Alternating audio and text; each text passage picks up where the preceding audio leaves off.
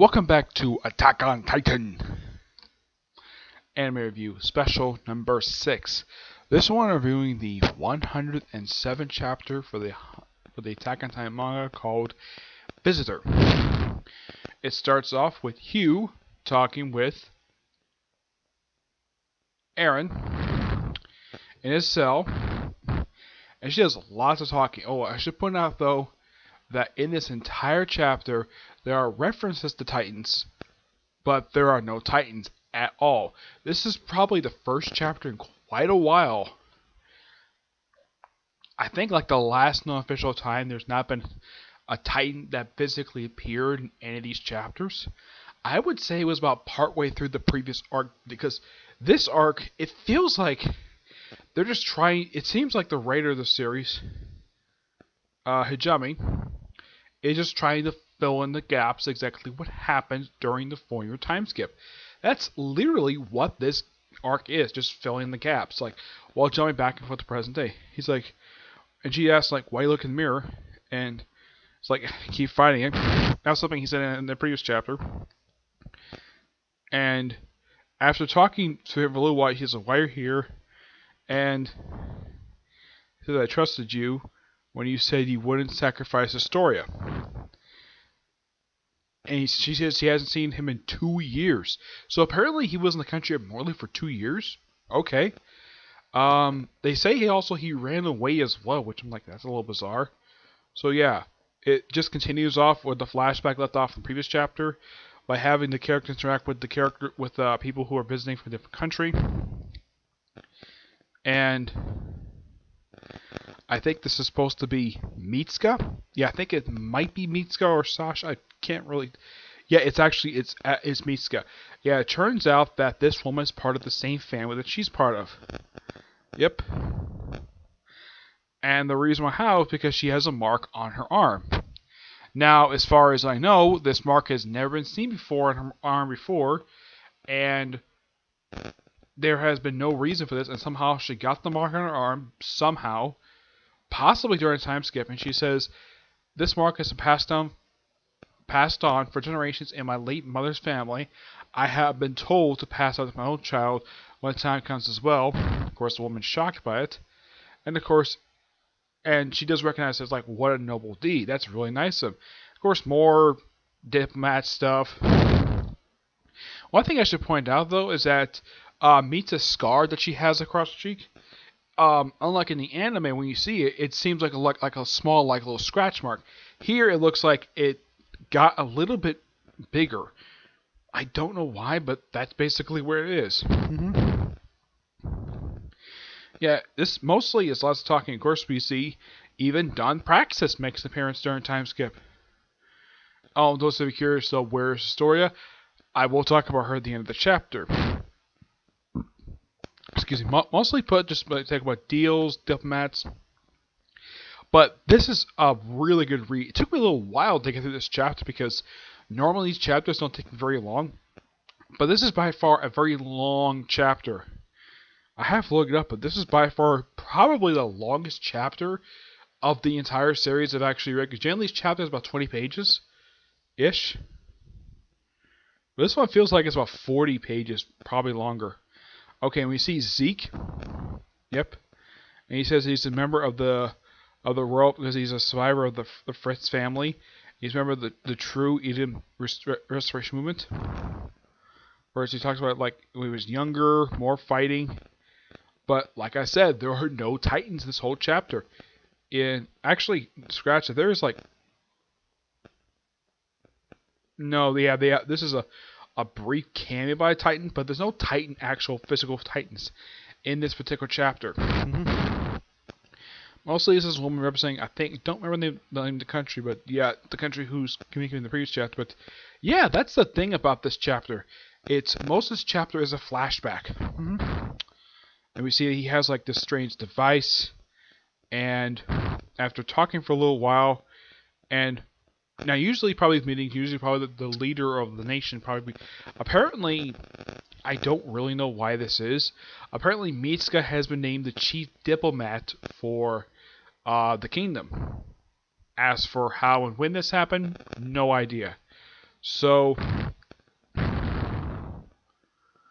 yeah, they mentioned something about like conditions about passing someone with royal blood, and they show a flashback of what happened during the uprising arc. Yeah, but that's a flashback, but that's a physical appearance of an actual Titan in this chapter. That doesn't happen. But my guess is the reason why that the writer threw in a cameo by a Titan in a couple flashbacks is because it's called Attack on Titan, and you got to feature Titan at some point. But yeah, but if I know about the Uprising arc, there are no Titans appear in that entire. I think there's Titans appear at the start of the arc, but during the arc, the Titans don't show up like toward the very end. It was a long arc to like 20 chapters. Some about her children. Of course, Mitsuka turns down the deal, and we cut back to present day, and yeah, Eren mentions he's eaten the Warhammer Titan, and then he talks a little, and he walks up to Hugh and grabs her by her jacket, and like, what would you tell me? And then she just brushes off his hand and calls him a pervert. I mean, as far as I know, he wasn't looking down her shirt at all, from what I can tell from these panels.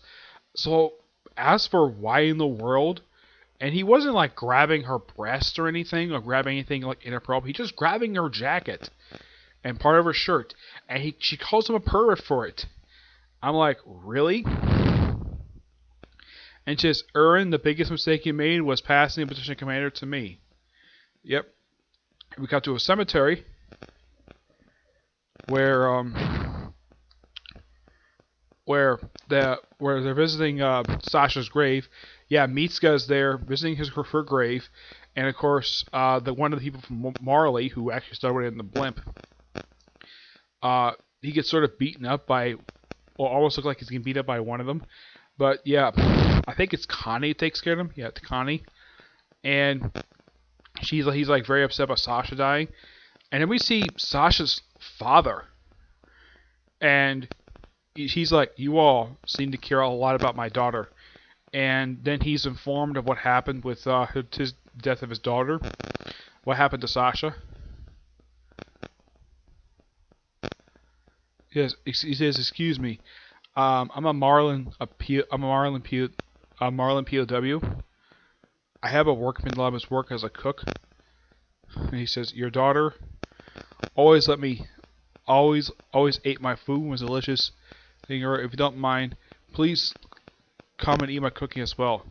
Yes, of course. It'd be for free, right? Sure. That was nice of him to do. So you look like more like provisions. My parents, my time praxis. Lots of talking. Zeke apparently is taken away by Levi. Yeah, he makes a brief appearance in this chapter. Yeah. Looks like that it's not Mitsuka. Apparently it's Gabby. That's her name. I think she's from people from Marley. And she apparently is having a siege. Looks like that she takes out one of the people and she tries to get away. Or she escapes anyways via underground tunnel. We can't trust Zeke anymore, and everyone, of course, runs away. And then we finally see Historia. First time, post-time skip we see here. And here's something really interesting, though. Apparently Historia has gotten pregnant. Yeah, Historia is pregnant. But I do have a question, though. Who is the father? And from what I can tell, it looks like she's I'd say about 6 months pregnant. Yes, 6 months pregnant. As for who the father is, no idea. But it looks like Historia, looks like she has been sleeping. And she's kept in this house. But here's the thing. She's the queen of this kingdom, and she's kept in seclusion because she's pregnant? Okay. As far as I know, queens are not usually meant to do this, but apparently for this one, she's supposed to do it for some reason.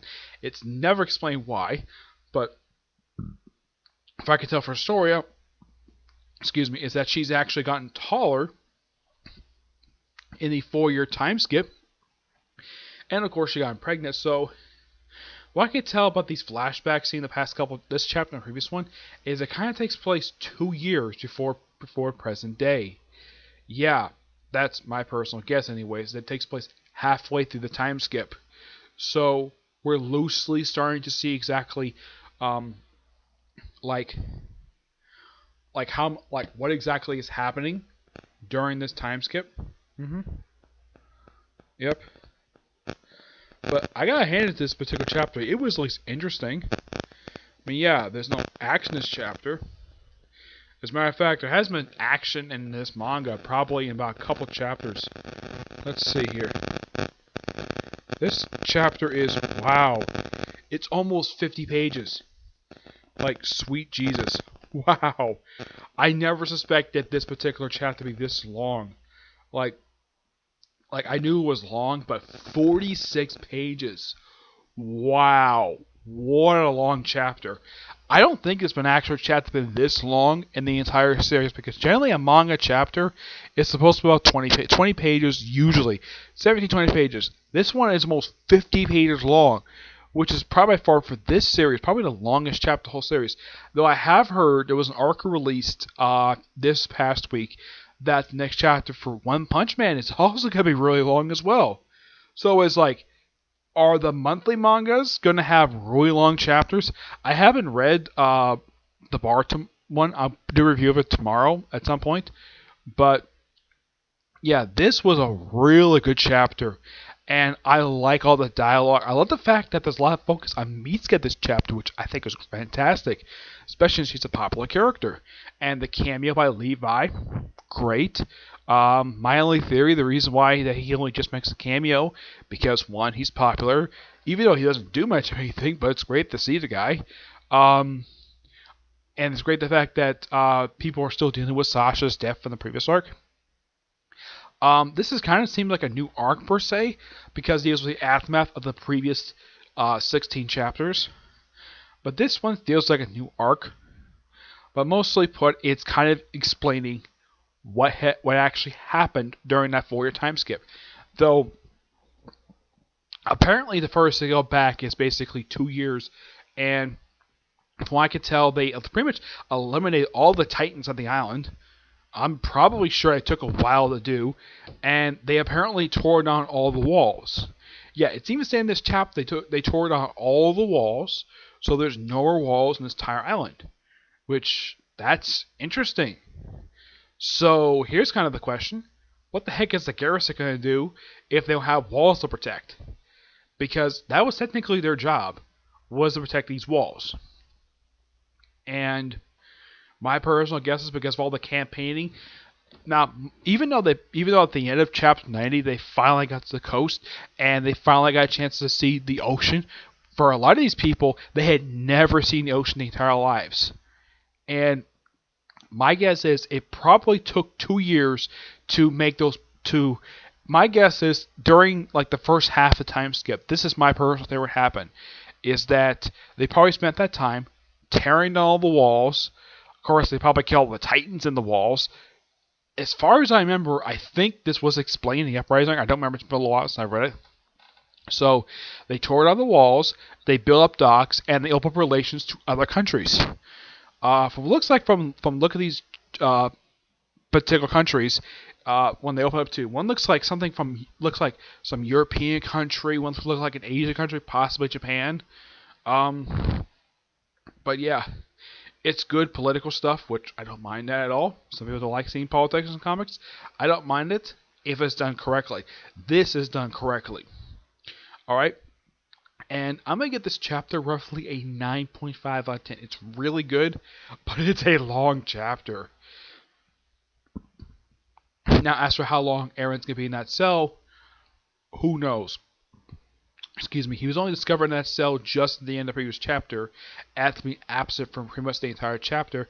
So, overall, I think in this entire chapter, so I think being the main character of this entire series, I think he appeared roughly about 4 pages. Yeah, 4 out of 46 pages. Which, wow, that's amazing. My guess is when they probably adapt this episode, they might split it up into about 2 episodes, maybe. Yep. And that would just to cover just the first half of this chapter, because this chapter is just so long. Now, there could be another theory of why in the world they made this chapter longer. Maybe the writer is not going to release a chapter next month. Who the heck knows? It just depends exactly what's going to happen, alright? So, that's really it for this particular review. And stay tuned for tomorrow, where I'm going to review the newest chapter of Boruto. Newest chapter for 7 Deadly Sins. And possibly another Comic Corner tomorrow, okay? But until I see you in the next review, bye.